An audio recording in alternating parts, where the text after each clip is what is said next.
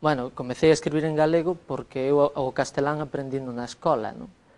A escola ao mellor cambia a partir de agora, pero cando eu estudaba, que tampouco son tan vello, era castelanizadora per se. Na miña casa nunca se falou outra lingua que o galego. O gallego, como diría Rosalía de Castro, cantares gallegos, dicindo cheo de castelanismos e tal, pero falabas o galego, vamos. Entón, no primeiro que empecé a escribir foi en galego, claro, que é a miña lingua, e é a miña lingua. Eu traballo no eido das artes escénicas, empecé traballando e estudando fora de Galiza, porque aquí non se podía formar, como actor.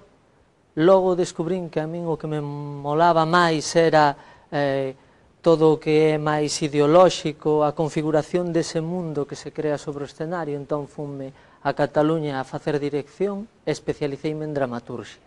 Entón, por que escribo concretamente dramaturgia? Porque é o meu oficio, a miña profesión, e porque desde a palabra se poden configurar outros mundos posibles, non? Entón a palabra permítenos, pois, sair de nós mesmos ou entrar en nós mesmos, non? Dicía o filósofo austríaco Wittgenstein, máis ou menos, que cada persoa é un mundo. E iso é certo, non? Os límites, tamén dicía que os límites do noso mundo son as palabras, a lingua. As palabras cas que contamos acoutan o noso mundo.